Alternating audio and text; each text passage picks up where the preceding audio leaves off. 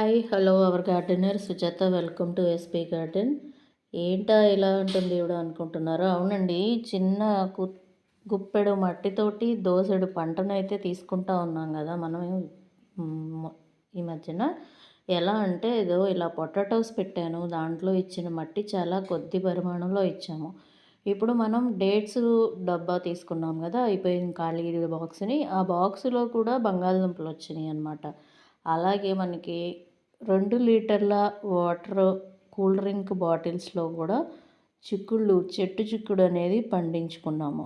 అంటే మనం ఇచ్చే కంటైనర్ కన్నా ఇచ్చిన మట్టి పరిమాణంలో దాంట్లో ఉండే న్యూట్రియంట్స్, మినరల్స్, విటమిన్స్ అన్నీ కూడా మొక్కకి సరిపోతే ఎంత పెద్ద మొక్కనైనా మనం పెంచుకోవచ్చు అనేదైతే చూసాం కదా.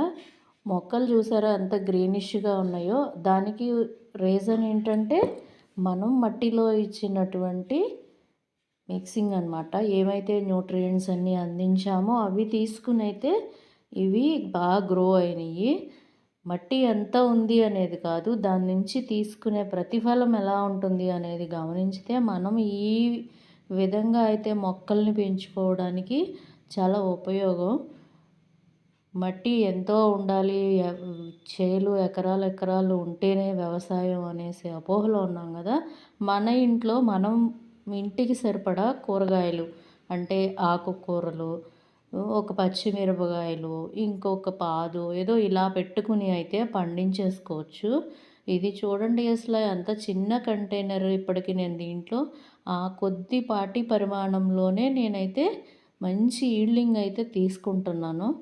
దీంట్లో ఇక్కడ పాలకూర కూడా వేశాను. బంగాళదుంపలు అయితే ఎలా ఉందంటే నాకు ప్రతి దానికి ప్రతి కంటైనర్లో కూడా ఎగ్జైట్మెంటేనమాట. ఇప్పుడు ఈ బాక్స్ ఉంది, మనం డేట్స్ తిన్నాక ఇచ్చేస్తాం, వాళ్ళు ఏమీ ఇవ్వరు మనకి. కానీ ఈ బాక్స్ ఉన్నంతసేపు మనం ఇలా కూరగాయలు అనేది, వెజిటేబుల్స్, ఆకుకూరలు అయినా సరే పండించుకుంటా ఉంటే అది లైఫ్ అనమాట. చాలా ఎక్కువ రోజులు ఉండే కంటైనర్స్ ఏంటి అంటే కూల్ డ్రింక్ బాటిల్స్, ఇలా డేట్స్ బాటిల్స్, అలాగే కొంచెం ప్లాస్టిక్ కంటైనర్స్ ఏవైనా సరే డైల్యూట్ అవ్వడానికి ఎక్కువ టైం తీసుకుంటాయి కాబట్టి మనం కొంచెం పర్యావరణానికి సేవ్ చేసిన వాళ్ళం అవుతాం కాబట్టి పర్యావరణాన్ని రక్షించే విధంగా అయితే ఇవన్నీ చేసుకోవచ్చు.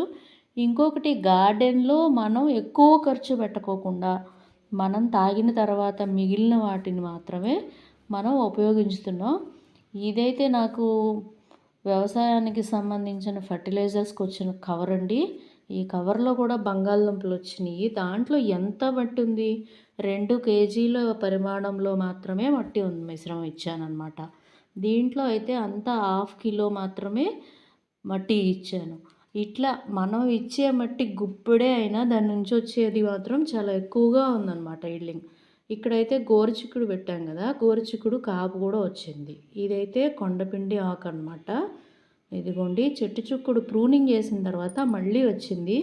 అయితే చెట్టు చిక్కుడు ఏం చేశానంటే నేను మిగతాయి తీసేసాను. మనకే ఉగాది వచ్చేసరికి చిక్కుడు అనేది ఉండకూడదు అని చెప్తారు కదా, అది పద్ధతి ప్రకారంగా అయితే నేను తీసేద్దామని చెప్పి తీసేసాను.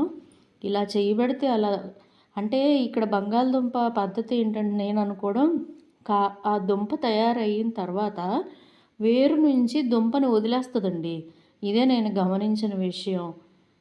వేరుకి పట్టుకుని బంగాళదుంప అయితే ఉండదు. తయారైపోయింది అని మనకి గుర్తు ఎలా అంటే వేరు నుంచి, తల్లి వేరు ఏదైతే ఉందో దాని నుంచి మొక్క ఆ దుంపని అనేదాన్ని వదిలేస్తుంది అనమాట. ఇదైతే నేను గమనించిన విషయం.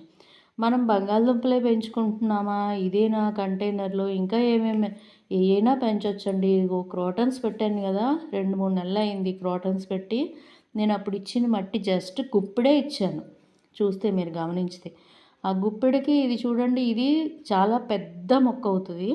బట్ నేనైతే ఇప్పుడు దీన్ని రీప్లాంటేషన్ అయితే చేసుకోవాలి. చూడండి, వేర్లు కూడా మనం ఇచ్చిన హోల్లో నుంచి బయటకు వచ్చి దాని సాయశక్తులా అది పెరగడానికే ట్రై చేస్తుంది ఆ మట్టిలో. సో మట్టి అనేది మంచిగా ఉంటే దాంట్లో ప్రోటీన్స్, విటమిన్స్, మినరల్స్ అన్నీ బాగా అందుతూ ఉంటే మొక్క హెల్తీగా పెరుగుతుంది. పూల మొక్క పెట్టాను, అది కూడా వచ్చింది. ఇది కూడా నేను ఫస్ట్ టైం ఎక్స్పీరియన్స్ ఏనండి. ఇంతకుముందు ఇలాగ పూల మొక్కలు క్రోటన్స్లో అయితే నేను పెట్టలేదు, ఫస్ట్ టైం పెట్టాను. ఇవిగోండి, ఇవి బొగడబంతి విత్తనాలు అంటారు.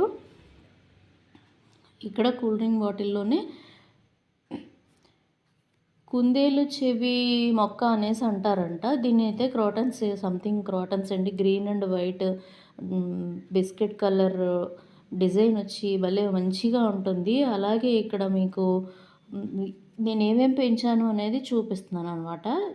ఏమేమి పెంచొచ్చు అనేది కూడా మీకు అవగాహన కోసం అయితే నేను ఇదిగోండి కాక్టస్ జాతికి చెందింది. ఇది కూడా కూల్ డ్రింక్ బాటిలే.